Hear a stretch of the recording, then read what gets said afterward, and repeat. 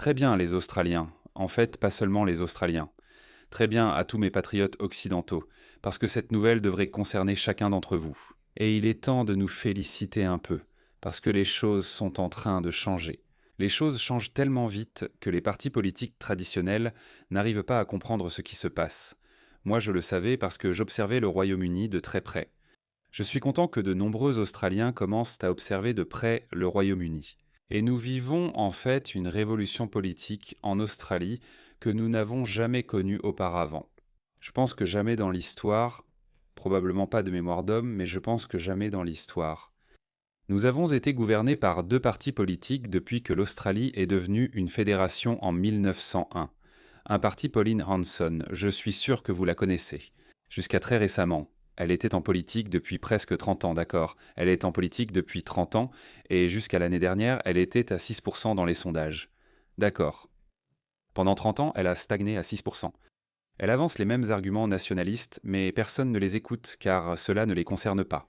Preuve que les sociétés blanches ne sont pas racistes. Elles s'en moquent et manquent personne. Ils évitent les discours raciaux ou culturels tant que le problème ne les touche pas directement. C'est ce qui arrive en Australie, comme on l'a vu au Royaume-Uni. Depuis 5 ans, je mets en garde les Australiens et je suis heureux que certains écoutent enfin. Regardez ce graphique, il vient de grimper.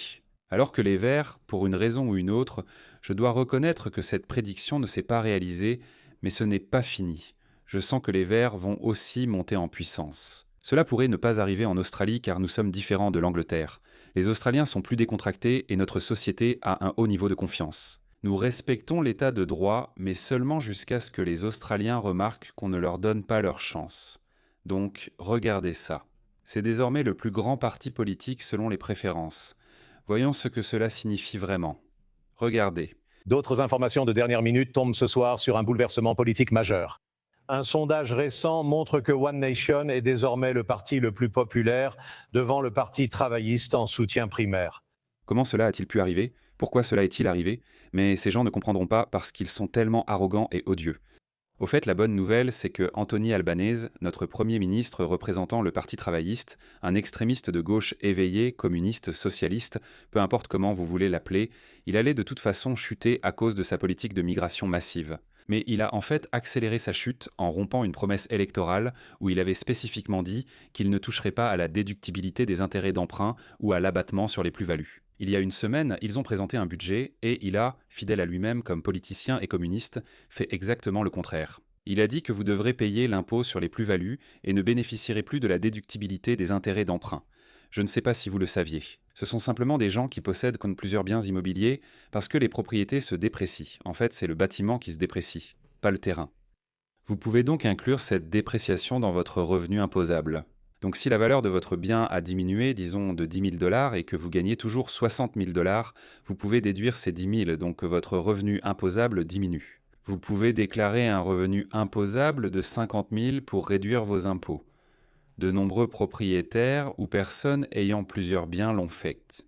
Donc beaucoup de gens sont en colère, ce qui explique pourquoi il y a un retour de bâton. Les gens disent que notre pays est envahi par des migrants du tiers-monde, qui détruisent le tissu social, comme au Royaume-Uni. Les Australiens le remarquent maintenant, alors qu'il y a 2 ans, ce n'était pas le cas.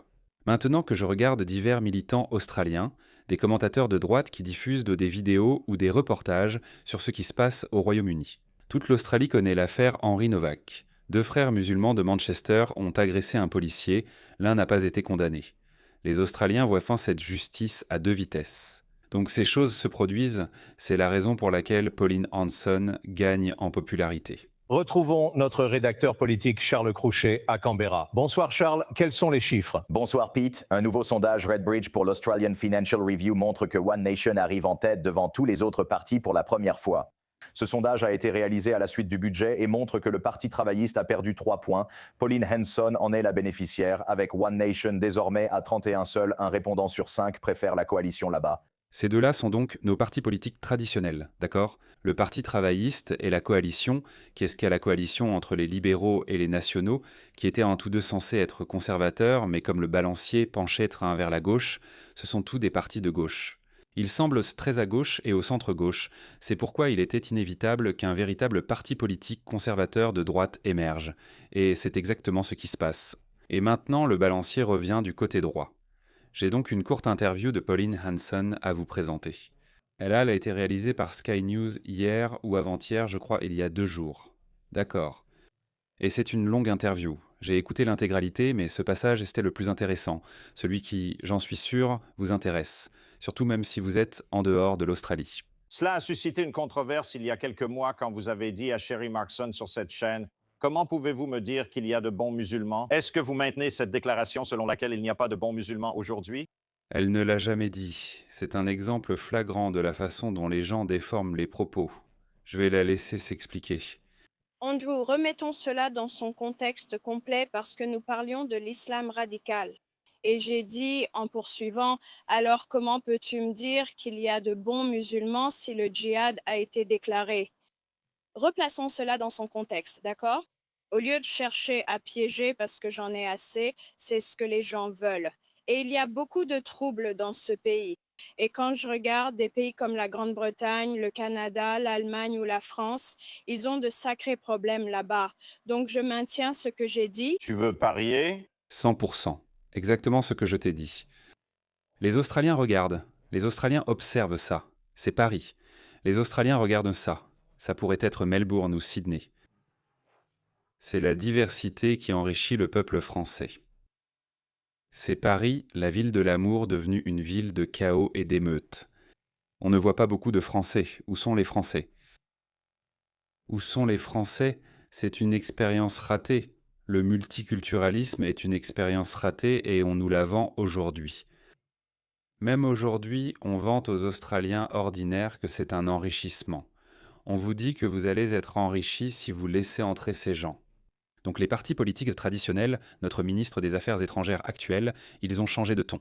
Maintenant, ils disent « Vous savez quoi ? S'ils sont algériens, s'ils se comportent comme des Algériens, des Marocains, des Pakistanais, des musulmans, ou peu importe, ça n'a pas d'importance. On vous aime pour ce que vous êtes. Écoutez ça. » Le concept de l'immigration, c'est que les gens, quand ils viennent en Australie, veulent faire partie de l'Australie. C'est ce que les gens veulent. Et je n'ai jamais accepté le mot assimilation. Je ne veux pas que les gens cessent d'être eux-mêmes. Le mot intégration est utilisé dans le dialogue multiculturel depuis très longtemps. Et c'est ça. Nous voulons les gens pour ce qu'ils sont. Je n'ai jamais adhéré à ce concept de melting pot où toute ton identité est censée être dissoute. Ouais, donc c'est ce qu'ils prêchent au public australien. Mais comme je l'ai dit, le public australien n'achète plus ça parce qu'il regarde la situation. Regardez ça, regardez ce type, ça vient juste d'arriver. Cet homme de famille a été battu à mort par des adolescents migrants à Dublin. Le 17 mai 2026, cet homme, Alex Coughlin, âgé de 37 ans, a été attaqué sans avertissement par 2 garçons de 16 ans. L'Irlandais sans défense a été forcé de s'agenouiller et de supplier pendant qu'un adolescent le frappait à la tête à plusieurs reprises, tandis que l'autre filmait la scène. Alex a crié à l'aide, les suppliant d'arrêter. Il avait déjà donné son portefeuille et ses cartes bancaires, mais il a hésité. Et ce n'est pas comme, vous savez, ces idiots éveillés qui nous disent « les Blancs font ça aussi ». Jamais à cette échelle.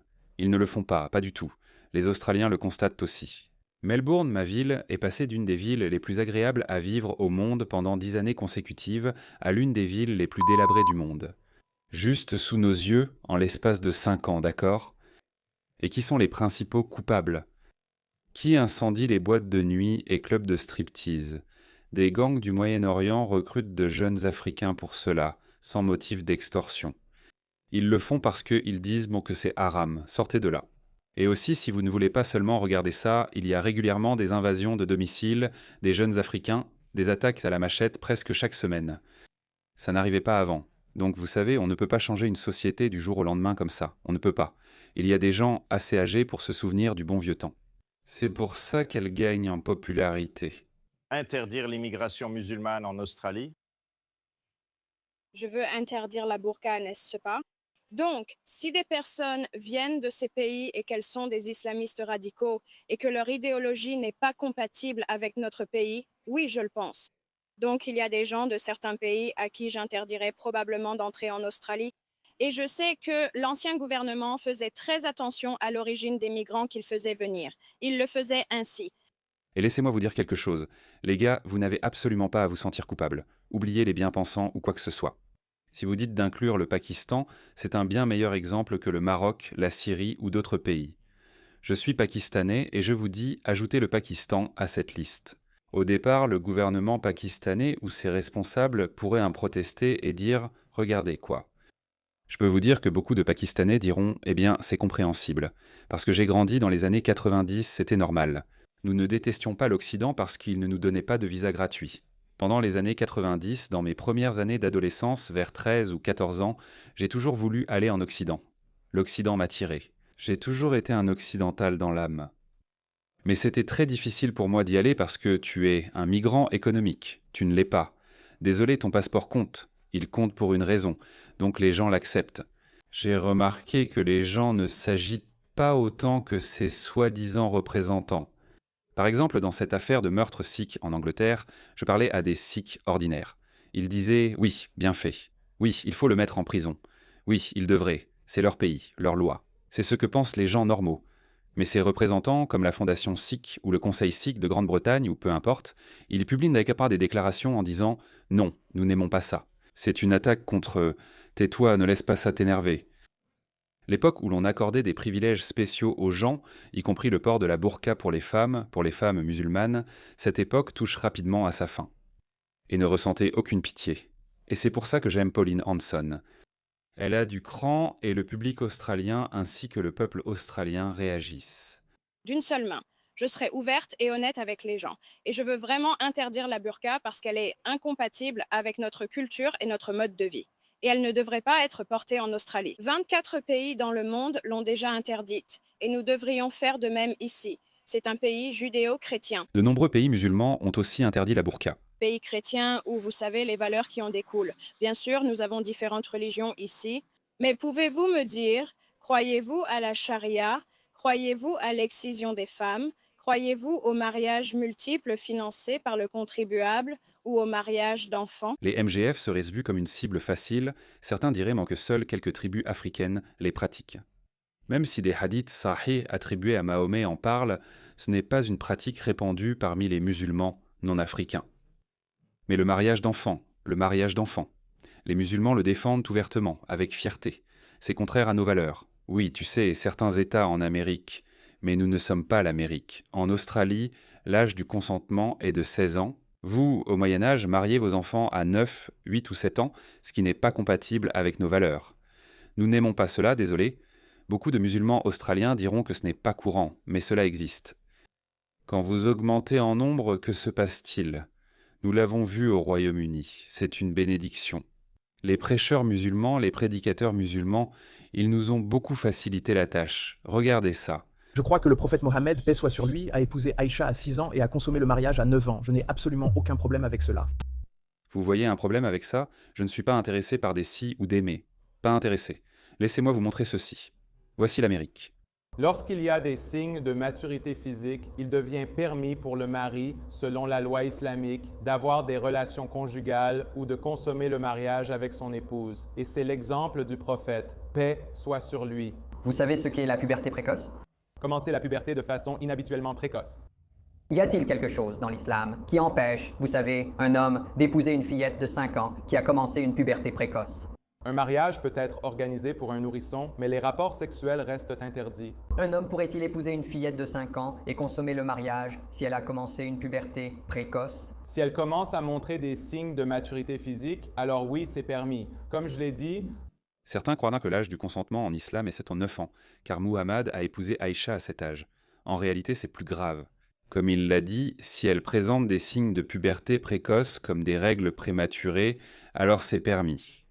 ou s'il y a des signes. Donc, c'est quelque chose qui devient biologiquement impossible parce que des signes précurseurs peuvent apparaître dès l'âge de 11 mois. Eh bien, c'est quelque chose que les parents n'accepteraient pas. Voyez-vous, ce qu'il faut comprendre à propos du mariage islamique, c'est que les parents sont impliqués à ces âges-là. Et quand on regarde... Et nous avons vu des parents permettre cela. Voilà, regardez ça. C'est une culture qu'on nous dit de respecter et d'adopter. Voilà, c'est l'Afghanistan. Couverte, Pawana pleure alors que sa mère la tient dans ses bras. Voici ta mariée. Prends-en soin s'il te plaît, dit le père de Pawan. Cet homme âgé s'en va avec une fillette de 6 ans qui se marie. C'est dégoûtant. Je ne peux pas regarder ça. Voilà. Pourquoi cela se produit-il ? Cela se produit parce que c'est autorisé par leur religion. La charia le protège. Et vous voulez apporter cette idéologie en Australie? Les Britanniques peuvent dire avoir été dupés. On nous a laissés dans l'ignorance. Nous ne savions pas dans quoi nous nous engagions. Ici, en Australie, nous n'avons pas cette excuse, les gars. Un recensement approche et vous verrez que leur population a doublé, et elle va encore doubler, et elle va encore doubler. On ne peut pas soutenir cela à moins que vous vouliez que l'Australie soit ainsi. Qu'est-ce que c'est?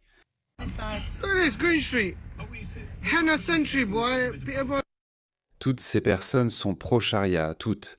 Pas une seule personne blanche, pas un seul Britannique en vue. Toutes. 90% de ces femmes portent le hijab, si ce n'est toutes. En fait, je n'ai pas vu une seule femme sans hijab. Toutes.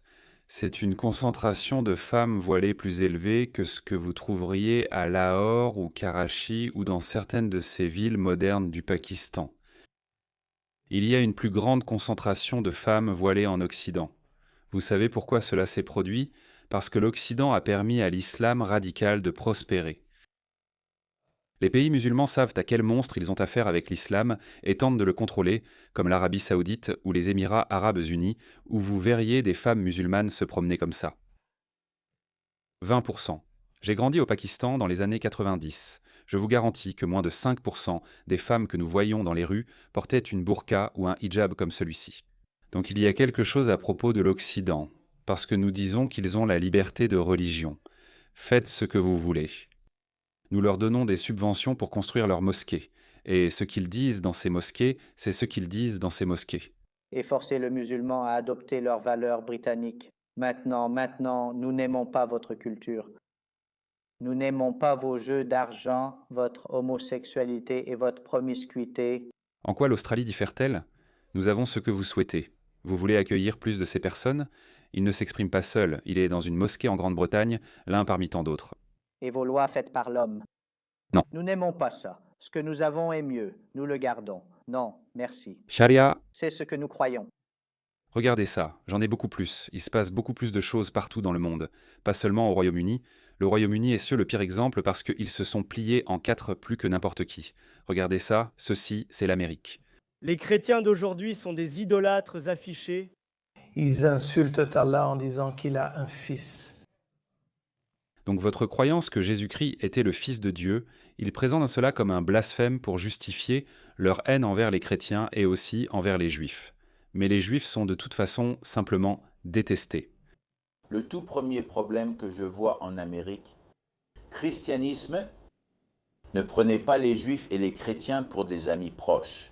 Le parti travailliste et cet idiot Tony Beck ont dit à ces gens « Peu importe qui vous êtes, nous vous aimons comme vous êtes. Ne laissez pas votre identité se dissoudre. On vous aime. C'est ça qui fait venir en masse. » Ceci est un ordre d'Allah. Prenons ces leçons et enseignons-les à nos enfants. Apprenez-leur à détester tout ce qui concerne le kufr. Tant mieux pour toi, c'est-à-dire toi. Comme tu peux le voir, cette vidéo continue encore et encore. J'ai littéralement des centaines de ces vidéos. Ils changent l'esthétique de vos quartiers. Ils prennent le contrôle. Ils appliquent leurs lois. Ils amènent leur mutilation génitale féminine, mariage d'enfants, coups infligés aux épouses, burkas et niqab, et une culture misogyne. Et ensuite, ils construisent leur mosquée. Et ensuite, ils répandent et prêchent la haine. Tu te demanderais quel est le but final. Voilà, c'est ça le but final. Quand les musulmans vont conquérir le pays voisin, que faisons-nous? Non. Le prophète dit, la première chose à faire, c'est de les appeler à l'islam. Le prophète dit, la première chose à faire est de les inviter à l'islam. S'ils refusent, alors dites-leur qu'Allah vous a imposé de payer la taxe.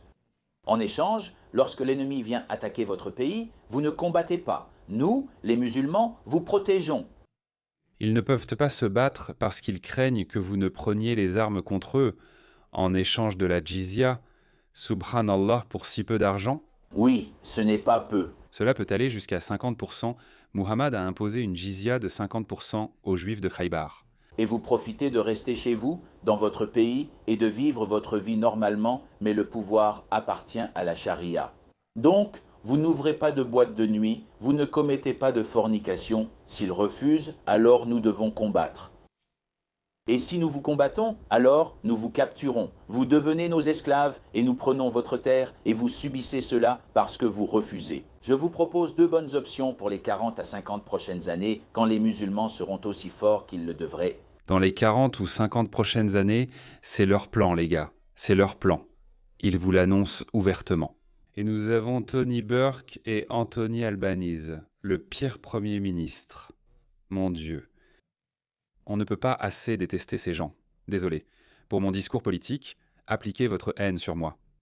Allez vous faire foutre, Tony, Anthony Albanese et Tony Burke. Je n'en peux plus d'attendre.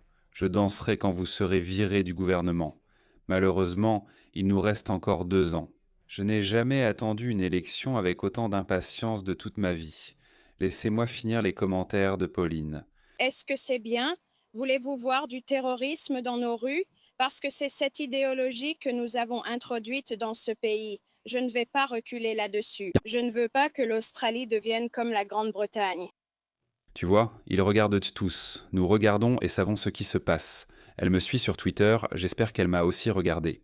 Cette semaine, l'un de vos nouveaux parlementaires d'Australie méridionale est venu. D'accord, c'est un autre sujet, mais laissez-moi, je pense que je devrais passer. Je vais le faire. Donc tout comme au Royaume-Uni, la réforme a dû présenter beaucoup de candidats, beaucoup de postulants. Et certaines personnes de la liste se révèlent être du genre « mais qu'est-ce que c'est que ça ?» Par exemple, il y avait un Indien qui parlait à peine anglais, et il se présentait aux élections sur la liste de la réforme, sur la plateforme de la réforme. Donc je pense que quelque chose comme ça s'est produit ici. Donc nous avons eu une élection partielle ici, quelque part, d'accord. Farnham, je crois que ça ne s'appelle pas comme ça. Pas Farnham, Farnham c'est en Angleterre. Barra, je crois. Le gars qui a gagné sur la plateforme de One Nation. Parce qu'évidemment, personne ne sait qui est ce type. Tout le monde vote pour Pauline et son point de vue. Il a dit quelque chose de vraiment bizarre. Et j'ai critiqué One Nation pour ça. Parce que vous savez, je ne suis pas un officiel de One Nation. Je n'occupe aucun poste chez One Nation. Ce sont les avantages d'être un activiste indépendant, journaliste, commentateur, peu importe comment vous voulez m'appeler. Je vais interpeller Pauline Hanson chaque fois que je pense qu'elle doit faire quelque chose. Elle doit hausser son niveau. Jason Virgo fait un discours devant le Parlement. Écoutons un peu ça. Je vais te passer ça, Pauline Hanson. À Rizan, mon partenaire, nous avons bâti notre vie ensemble. Rizan était né en Indonésie, musulmane et aujourd'hui fière d'être australien. Notre cercle d'amis le plus proche était composé en grande partie d'immigrants de Chine, d'Inde et des Philippines. J'aime les migrants. L'immense majorité cherche simplement une vie meilleure. Alors il donne une déclaration anecdotique. Je l'aurais complètement démolie, mais c'est peut-être pour ça que Pauline Hanson. Quelle est sa réponse? Sa réponse est en fait très intéressante. Mais ma réponse était, il a cité l'exemple d'un musulman homosexuel qui n'est même pas musulman. Un musulman homosexuel, c'est comme un ex-musulman. Imaginez utiliser ce que je viens de dire, Harris Sultan est un migrant.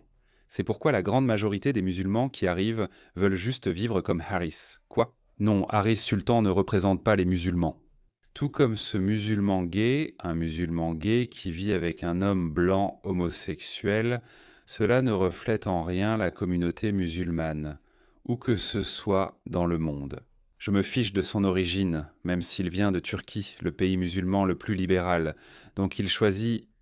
Je l'aurais critiqué en disant que ce type est idiot et n'a aucune idée. Désolé Pauline Hanson, vous auriez dû vérifier. C'était son premier discours au Parlement. Il a déclaré soutenir les migrants, étant lui-même migrant, mais s'oppose à la migration de masse. Mais le message qu'il donne, c'est comme « les musulmans ça va ». J'ai un musulman gay. Tout le monde va bien. Ce n'est pas pareil. Je viens de te montrer. Je viens de te montrer ce qui se passe à Paris, ce qui se passe au Royaume-Uni, ça va arriver en Australie, ça se passe déjà à une certaine échelle en Australie. Ça aurait été ma réponse. Je l'aurais lâché, je l'aurais viré. Mais c'est peut-être pour ça que je ne suis pas un dirigeant politique. C'est une réponse très intelligente de Pauline Hanson. Écoutez-la. C'est un député avec un petit ami musulman passionné par les migrants. Que penses-tu de ses propos? Il y a une différence. Une musulmane s'est présentée pour moi comme candidate à Hornsby lors des élections de Nouvelle-Galles du Sud. Elle dirigeait une entreprise et s'habillait comme toute Australienne. Elle ne portait pas la burqa intégrale, c'est différent. N'essaie donc pas. Il y a une différence. Moi, un homme à la pommade, vivant comme un Australien, même sans révéler mon passé d'ex-musulman, la plupart des Australiens m'auraient accepté. Je suis sûr que tu as vu ces musulmans en vêtements occidentaux. L'Australie n'est pas raciste, on s'en fiche, personne ne se soucie de qui tu es. Les gens s'en soucient maintenant, de ton caractère aussi. Si ton approche est communautariste, si tu veux imposer tes systèmes de valeurs ou autres, alors on va avoir un problème. Et c'est pour ça qu'on a un problème. Un homme musulman gay, je ne comprends même pas pourquoi il l'est. C'est comme les gays pour Gaza ou les poulets pour KFC. C'est absurde. Ce type, son discours, je suis encore en colère. Mais c'est quoi ce passage ? parce que tu utilises musulman et ce que j'en ressens. Jason est un homme qui, tu sais, est vraiment amoureux de son partenaire. Et alors, qu'il soit musulman, qu'il soit hindou, ça n'a pas d'importance. Le fait est qu'il faut revenir à l'essentiel. Quand vous avez des imams et que vous avez ceux qui propagent la haine et déversent leur haine dans notre mosquée et dans nos rues, c'est une sacrée différence, Andrew. Alors revenons aux faits. Très malin. Elle ne l'a pas sacrifié. Et elle a fait le même point en disant « Regardez, il y a une différence. Encore une fois, les musulmans, les imams et ces terroristes de Bondy. La grande majorité ne sont pas comme les terroristes de Bondy, c'est-à-dire qu'ils n'appuient pas sur la gâchette. Mais la grande majorité, je veux dire, par grande majorité, je ne sais pas, c'est difficile de donner un chiffre, mais je dirais qu'environ 90% des musulmans ont un faible pour la charia. Ils estiment que l'islamophobie augmente et ont tendance à ignorer les mauvais comportements des musulmans. Avec ce qu'on a observé chez les Sikhs au Royaume-Uni, je pense que c'est devenu la norme. Les Sikhs britanniques avaient une excellente occasion non seulement de condamner ce type, mais aussi de ne pas jouer les victimes. Ce qu'ils font, c'est qu'ils condamnent l'incident. Et les 4 paragraphes suivants portaient tous sur le fait de dire « Regardez, nous sommes victimes, nous sommes vilipendés pour des raisons raciales, ceci et cela. » Toujours la même histoire larmoyante. Je pense que c'est ainsi que les humains agissent, donc je ne blâme ni les Sikhs ni les musulmans. Les humains sont programmés ainsi. Mais la seule chose étrange qui se passe ici en Occident, c'est que les Blancs ont oublié de défendre leurs valeurs ou leur mode de vie. Mais plus maintenant. Et c'est pour cela. Cela explique pourquoi des partis politiques comme One Nation sont en train de monter. Parce que les Blancs disent « Eh bien, attendez une seconde. Les musulmans ont le droit de veiller sur leur communauté, de s'unir et de défendre leurs privilèges particuliers, et ils se serrent tous les coudes. » Malgré leur mauvais comportement au Royaume-Uni, vous savez, une attaque terroriste sur 2 et 90% des personnes sur la liste de surveillance antiterroriste sont des musulmans. Mais qu'est-ce que c'est ? Malgré tout, c'est la faute de l'homme blanc. Les Blancs répondent « Oui, on vous aime, on est inclusif, pas raciste. Ça ne marche plus. Même les Sikhs agissent ainsi. » Je me dis « Allez les gars. » Ils avaient une occasion parfaite de dire que les natifs sont en colère parce que beaucoup de gens ont obtenu des privilèges spéciaux. Burkas, mosquée, prière dans la rue, kirpan, porter son couteau. Nous allons volontairement abandonner nos couteaux juste pour renforcer notre lien. Tu sais quoi ? Ces mêmes Sikhs, ils vivent et travaillent aux Émirats Arabes Unis, en Arabie Saoudite. Là-bas, on ne leur permet pas de porter des kirpans ou ces couteaux cérémoniels. Pourquoi est-ce qu'on le permet ici ? Pourquoi l'Occident doit-il toujours tout faire pour les autres ? Pourquoi et à quel prix ? En accordant un privilège spécial, comme un kirpan, un niqab ou une burqa, peu importe lequel, vous dites simplement « D'accord, vous savez quoi ? Vous pouvez construire une mosquée au milieu de... Vous pouvez transformer notre église en mosquée.